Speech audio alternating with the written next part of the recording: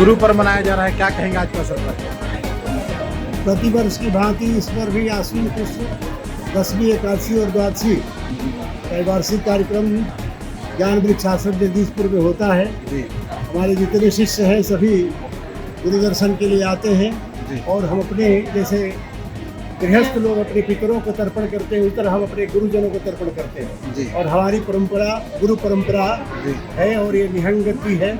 इसका आश्रम का नाम है ज्ञान वृक्ष आश्रम और ये श्री चंद्र जी की परंपरा है।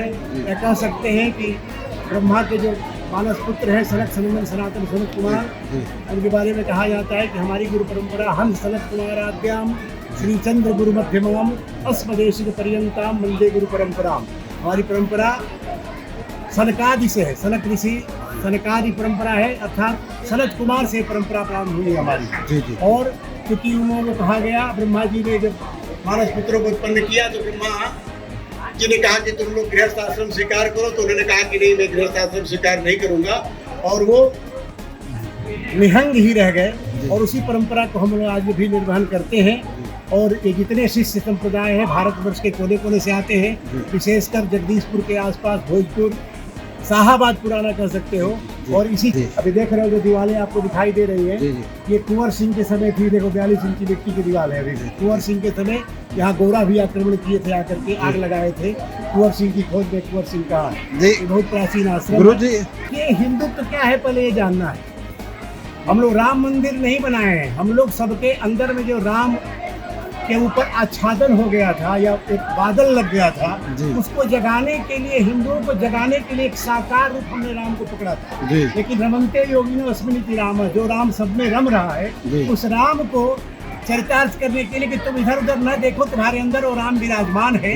और जिस दिन तुम्हारे अंदर वो राम प्रकट हो जाएगा, जिस दिन तुम अपने राम को निहारने लगोगे, बहिर्मुखी न होकर के अंतर्मुखी हो जाओगे, उस दिन लोकतंत्र के माध्यम से क्रांति आएगी। ये राम मंदिर नहीं, अनेकों राम मंदिर जो जबरदस्ती बलात् हमसे छीना गया है, उन सभी राम मंदिरों पर, शिव मंदिरों पर, या उस ब्रह्म तत्व जो निराकार निरालंब निरादेश है, उसके साकार रूप के जहाँ जहाँ मठ है, मंदिर है, उनको मुक्त कराने का लोकतांत्रिक तरीके से प्रयत्न करेंगे, ना कि हम लड़ाई झगड़ा करेंगे, ताकि विश्व में भी यह प्रचार और हमारे चिंतन मनन को लोग माने, प्रेरणा लें कि नहीं, भारतवर्ष एक ऐसा वर्ष है जो लड़ाई झगड़ा करके नहीं, बल्कि लोकतंत्र के माध्यम से और कानूनी रूप से अपने कर्तव्य पथ पर आगे बढ़ रहा है और बढ़ता रहा है। लोग हिंदू के देवी देवताओं धर्म ग्रंथों पर भी टिप्पणी करते हैं। प्रश्न यहाँ है कि जिसको मूल स्वरूप का ज्ञान नहीं है, शास्त्रों का ज्ञान नहीं है, वो कुछ उपटांग बोलता रहता है। क्योंकि जैसे बच्चे आपस में लड़ते हैं, हमारे यहाँ दिवाली पर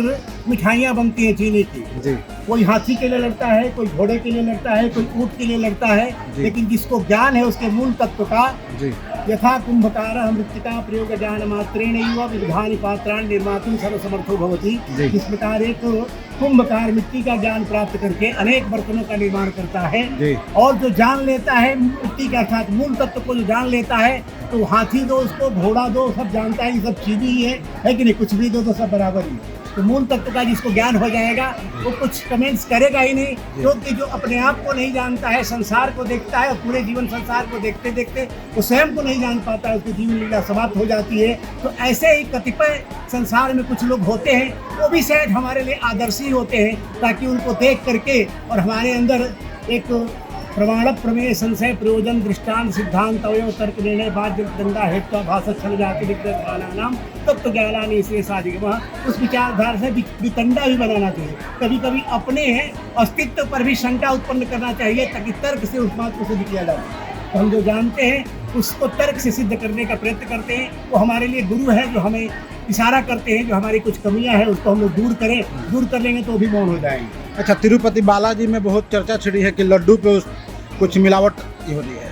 देखिए, 2-3 बातें हैं। तिरुपति बालाजी के ट्रस्ट को भी चाहिए था कि अपनी व्यवस्था स्वयं करे, क्योंकि वो खुद समृद्ध है। लेकिन तिरुपति बालाजी ही नहीं, पूरे हिंदू विचारधारा के जो मठ मंदिर हैं, वहाँ गवर्नमेंट की एक जो विचारधारा है, पॉलिसी है, जो हिंदुओं के लिए बहुत खतरनाक है। बल्कि हिंदुओं पर तो एक तरह से मेरी दृष्टि में धार्मिक अत्याचार किया जा रहा है। उसमें और जो वर्गों के लोग हैं या पंथों के लोग हैं, उनको समाहित करके और हमें नष्ट भ्रष्ट करने का प्रयत्न किया जा रहा है। हम सरकार से आह्वान करेंगे और हिंदू जनता से भी आह्वान करेंगे एकत्रित होकर के और लोकतंत्र के माध्यम से, और ये जो हमारे ट्रस्ट में दूसरे लोग या दूसरे पंथ के लोग घुसे हैं उनको हटा करके और हमारी जो आस्था है उसके साथ खिलवाड़ न हो, इसके लिए हम सभी हिंदू एकत्र हो करके और जो भी कमेटी है ट्रस्ट में उसमें हिंदू रहेंगे तो इस तरह की परेशानियां, इस तरह की मिलावटीपन जीवन में नहीं आएगा, मठ मंदिरों में नहीं घुसेगा। धन्यवाद। गुरु पर्व मनाया जा रहा है, क्या कहेंगे आज के अवसर पर? गुरु पर्व वार्षिक उत्सव होता है। यहाँ पर संत बराना बाबा की जीवित समाधि है। उस परंपरा की कम से कम 400 वर्ष पुरानी परंपरा है। यहाँ के इस मठ के मठाधिपति श्री महंत रामजीवन दास जी है। अविरल इस परंपरा को नदी की हमारे गंगा की प्रवाह की तरह अविरल चल रहा है। हजारों लोग यहाँ पर भंडारा पाते हैं और कड़ा प्रसाद लेते हैं। और ये परंपरा कब से चली आ रही है? 400 वर्ष पुरानी परंपरा है। अविरल चल रही है। महाराज जी बड़े धूमधाम से कहाँ से लोग आते हैं? यहाँ पर नेपाल से, आसाम से है ना, यूपी से आते, गोरखपुर से आते, अनेक प्रांतों से, अनेक राज्यों से आते हैं। आपका यहाँ पर गुरु जी का एक आपसे पूछना चाहता हूँ गुरु जी कि जो हिंदुत्व है, सनातन धर्म है, उस पर आप क्या कहेंगे? बहुत खतरे में है। खतरे में नहीं है हम लोग, क्योंकि हम लोग सोए थे, अब जागृत हो गए। अब सनातन का एकदम डंका बजेगा। सनातनी सब जाग गए हैं। सनातन कभी मिटने वाला नहीं है, उसको सनातन कहते हैं ना। इसलिए सनातन एकदम सब कार्य होगा। और हम लोग इसी मठ मंदिरों के माध्यम से सभी भक्तों को आप उपदेश देते हैं भाई सनातन ही धर्म सर्वस्व है, सबसे पहला धर्म है। अतः तो थोड़ा कभी सूर्योदय होता है, कभी सूर्यास्त होता रहता है, ये सब चीज़ें, लेकिन उसमें कोई अंत होने वाला नहीं है, वो सनातन है। ये हिंदू धर्म के देवी देवताओं पर, धर्म ग्रंथों पर कटाक्ष होते रहते हैं, टिप्पणियाँ लोग करते रहते हैं। ये तो शुरू से देखो राक्षस और देवता का युद्ध चलता आ रहा है। उसी तरह जो नास्तिक है, असुर है, इसी तरह की वो जितने हमारे सनातन आज के अवसर पर गुरु पर्व मनाया जा रहा है। गुरु परंपरा जो है बहुत दिनों से हम लोग अग्रहावा महंत है, हमारे जो महंत है अग्रहावा महंत है। सबसे पहला महंत जो है हमारे कहाँ से लोग आए हुए हैं यहाँ पर? यहाँ पर यूपी से भी लोग आते हैं, झारखंड से आते हैं। कैसा लग रहा है आज का? कैसा माहौल है आज? यहाँ का माहौल बहुत खुशनुमा है। हर आदमी श्रद्धा से यहाँ पर साल में इसे एकादशी को आता है, आश्विन एकादशी, और यहाँ पर आकर के क्या कहिएगा? क्या कहेगा लोगों को शुभकामनाएं देते हैं? यहाँ पर लोगों का अपना आकर के श्रद्धा से आते हैं, पूरी परंपरा को अपना निर्वहन करते हैं, अपना चलते हैं। परिचय दीजिए अपना। परिचय दीजिए अपना।